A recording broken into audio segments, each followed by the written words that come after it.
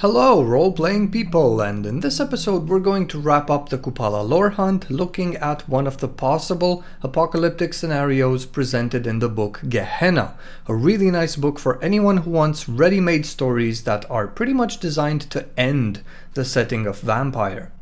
The chapter we're going to look into is called Nightshade, and while it presents the rise of quite a few Antediluvians, not just Tzimisce the Eldest, he is the one we're going to focus on. References to the Transylvania Chronicles abound, but nowhere do we find any mention of Absimiliard controlling Kupala, and the demon is only mentioned in this particular chapter of the book, so I guess it's safe to say the ending of the Dragon Ascendant has been discontinued. The story begins as the Thing in the sewers of New York, which we are told is the corpse of Tzimisce the Eldest, makes its way onto the streets, spreading disease, causing earthquakes, and devouring mortals. Needless to say, this completely shatters the Masquerade, and the Camarilla tries to control the media situation as well as the ravages of this monster by containing and closing down what is called the contaminated area. With the assistance and the brave sacrifice of Tzimisce Methuselah, the protagonists barely manage to destroy the entity beneath New York, but they soon discover the Eldest isn't actually dead. It appeared at the chantry in Vienna in the body of Tremere and slew all of the warlocks there without discrimination before returning to the chantry of Chaoris in Transylvania. Etrius is the only one who survived the depredations of the Eldest who effectively managed to beckon and consume anyone who had ever consumed its vitae. The Tremere and, well, anyone who's ever ingested vicissitude-infested vitae is now one with the fleshy Tzimisce Antediluvian. A horrifying thought. Tremere, who is currently inhabiting the body of Goratrix, also feels this pull to become one with the Eldest, but is able to resist. What about Saulot? Where is he in this equation? Saulot has been inhabiting Tremere's body for quite some time now, but according to this story, when Tzimisce rose and started consuming the Tremere, after the Thing beneath New York was destroyed, Saulot allowed himself to be devoured once again, just as he had done before when Tremere diablerized him and proceeded to hunt down his entire clan. So Tremere, in the body of Goratrix, Etrius, and the protagonists set off to destroy Tzimisce once and for all. How do they plan on doing that? Well, according to Etrius, you know what, I'll just read this one straight out of the book. Etrius explains that Transylvania is home to a demon called Kupala, a demon so powerful that it is actually one with the Carpathian land itself. From what Etrius has managed to figure out, though, it is held captive in the earth, having been bound by a ritual so powerful that few have seen its like. Kupala is a deadly enemy of Tzimisce, who once stole its powers thousands of years ago. Etrius reasons that the only way to stop the dragon is to free Kupala so that it will rob the revivified Antediluvian of its abilities, leaving it powerless. Let me just take a second here to say what an amazing plot twist this is, if Etrius is correct, if this version of events is genuine. Why, this would mean that everything that has been happening for centuries, every move Kupala has ever made in its attempt to gain power, has been, at least in part, commanded by the Eldest, and in another part, a desperate attempt to free itself. It means Kupala didn't choose to stay in the Carpathians after its imprisonment by lupine shamans was broken. Oh no, it means it was never actually released. Tzimisce used Kupala to be rid of lupines, and then, using the demon's own teachings and powers, kept it imprisoned in the Carpathians. After the Eldest sank into torpor, Kupala became more active, more in control, which would certainly explain why this entity constantly, restlessly tries to corrupt and destroy the Tzimisce and their homeland to the best of its ability. So then it wants to bring about Gehenna not out of a genuine desire for destruction, but simply to be released. So then it wasn't Kupala who divided and corrupted the clan, but the Eldest itself, very much in accordance with its nature, judging by the legend of its embrace. It is said Irad sought to purge itself of all his unclean, undesirable parts or traits, and using protean, it spat out everything within itself that was wicked into a bilious mass, which was consumed by a then mortal Tzimisce. This mortal seemed perfectly normal afterward, so Enoch, out of curiosity, decided to embrace. Let's just entertain this version of events a little longer. It means that Kupala becoming the Cathedral of Flesh was probably an attempt to flee to have a mobile reliquary which, willingly or unwillingly, carried the Eldest's taint wherever it went. Perhaps Tzimisce counted on Kupala moving the cathedral to another part of the world so that it can also work through that form, one of the Eldest's many forms, out of which his main one remains tied to the soil of the old country. The book says the thing beneath New York is the Eldest's corpse. Interestingly, its appearance and manifestation happens shortly after the snapping of the geomantic web that was keeping Kupala bound, so perhaps there is an internal battle within that fleshy thing the protagonists destroy. But let's see where the story goes before making assumptions based on the word of a warlock. Arriving in the old country, the protagonists see nothing but devastation, disease, natural disasters of all kinds, as the Eldest, the dragon, devoured almost all of its children, leaving only a few to enslave and govern the mortals of those lands. Tremere, who constantly feels the pull of Tzimisce's vitae, is led towards Chaoris, which is where the Eldest nested.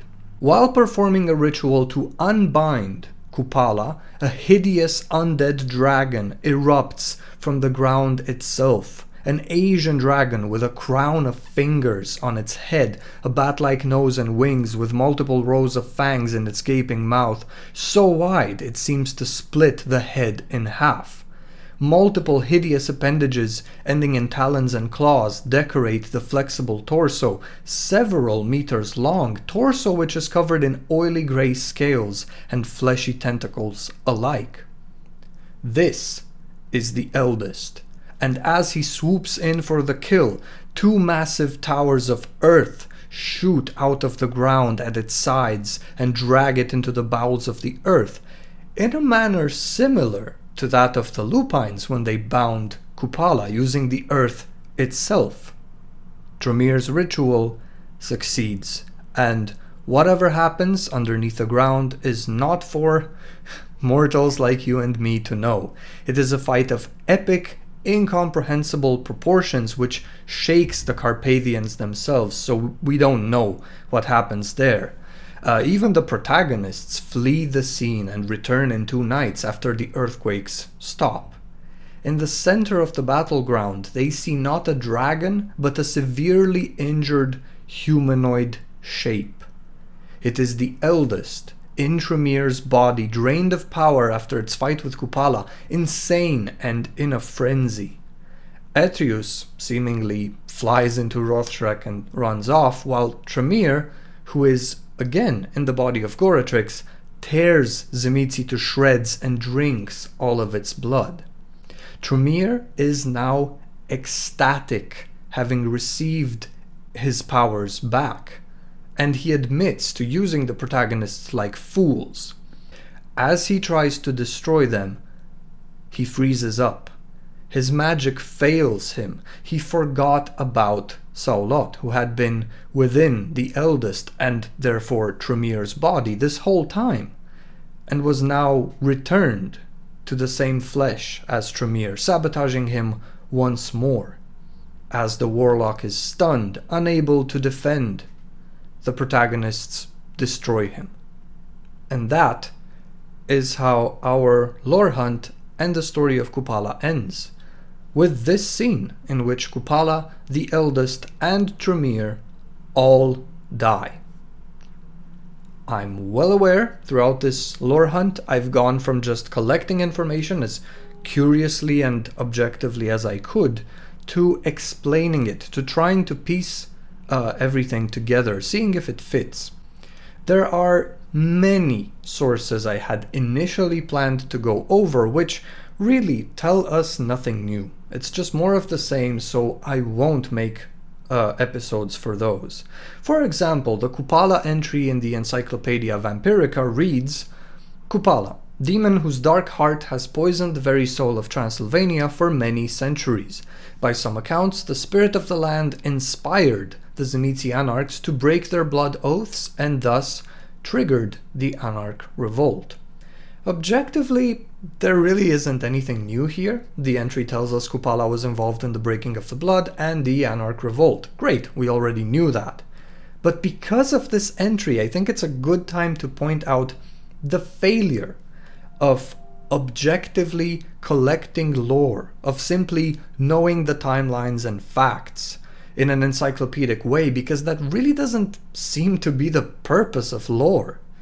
Having asked this on Reddit quite some time ago, pretty much everyone agreed the purpose of the lore is to give players an essential framework to enrich the setting, the atmosphere, mood, and themes of a game. Lore is a great starting point, and of course a lot of the read and run Chronicle books will also see the story unveil, and they might even give us an ending to that story.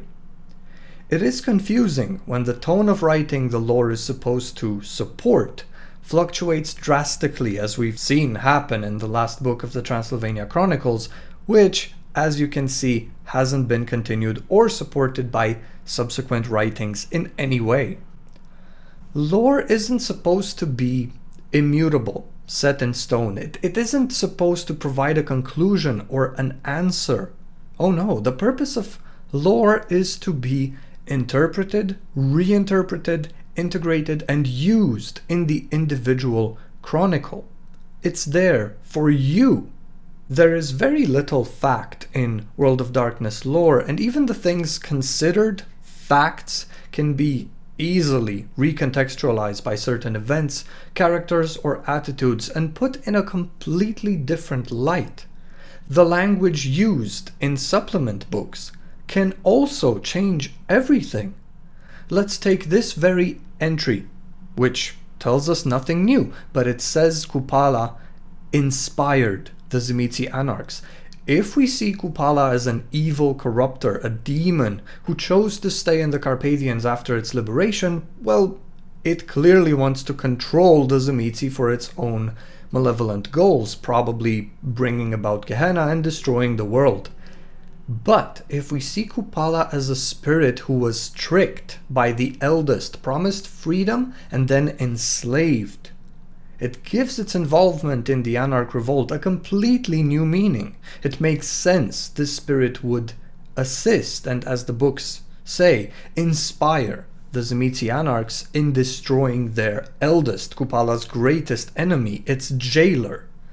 When that doesn't work out, Kupala's only hope is Gehenna, massive devastation of the Carpathians that will, hopefully, crack its prison open. We're talking about the same event, the Anarch Revolt, but it can have completely different meanings depending on the character's views and intentions, which, as is the case in real life, are often revealed later, if they are revealed at all. The ambiguous, rumor-like nature of anything that might come close to historical fact in Vampire the Masquerade is not a result of poor writing, but a choice made to keep things fresh and interesting from chronicle to chronicle and book to book, even though the characters are referencing the same historical events, if we can call them that. To say I like the lore of Vampire the Masquerade is an understatement. I love the lore, and I always strive to know and understand what has already been written, precisely so I know what hasn't been written. Not just what the events mean in the given context, but what they could mean if seen through a different lens, while maintaining consistency with the predetermined themes and moods. And as we've seen, the writers themselves aren't immune to making mistakes and providing us with inconsistent tones of writing that on occasion can be character or setting breaking. But again, the lore isn't the end, it's not a final answer, as illustrated by the fact that there are, 4 or 5 different Gehenna scenarios in the Gehenna book. The lore is a beginning and a journey that aims to create depth, keep consistent themes, and, last but not least, tell an awesome story. In this case, even though it's not in any way, shape, or form the true canonical ending of Kupala's story, it's an amazing ending. What better way to conclude the tale of a millennia-old conflict between the Tzimisce Antediluvian and the demon than by throwing them against each other and having them die together? This isn't about Absimiliard and Arikel, this isn't about nuclear threats, it never has been. It's about the destiny of the Tzimisce and Kupala. Their destinies have been intertwined ever since the Eldest set foot in the Carpathians. No other clan has been reshaped by its encounter with the spirit of the land, quite like this one. To remove either one from this equation before the very last second is to strip the setting of its current ongoing tension and to make a fundamental change to it, to the setting, to the clan, to the conflict. That change doesn't have to be a bad thing, but it will lead to something new. It won't preserve the lore as it stands, and as such, it is best done by the individual storyteller to spin and weave a new and interesting story for their group. One can only imagine what a post-Gehenna Tzimisce clan would be like, released from both the clutches of their Eldest and Kupala, characters who are now completely, irrevocably destroyed. Perhaps the clan would be stripped of either vicissitude or Koldunism, or both, maybe even auspex, gouging out their eyes, their senses like Oedipus, as they are denying or breaking away from their spirituality and imposed oppressive traditions, leaning more into the role of independent leaders and landowners, making use of dominate animalism and protean, and of those who were spared the Eldest's wrath so that they may serve. Some still find ways of imitating vicissitude, using their other disciplines. Some of them must have remained loyal to the Sabbat, going off to fight a crusade against other rising antediluvians. But those who have had enough servitude of any kind, those who are currently suffering the Second Inquisition in First World cities, something brought about by their own antediluvians' rise, they chose to make their own destinies and master their own fates, to stay in power by any means necessary, fully giving in to the draconic desire to tame the world and preserve their freedom by owning anything that might own or control them. How about that? But this is only one of many potential outcomes, of course. Thank you very much for joining me on this lengthy and sometimes difficult but very interesting lore hunt. Take care, have fun, and don't forget to play.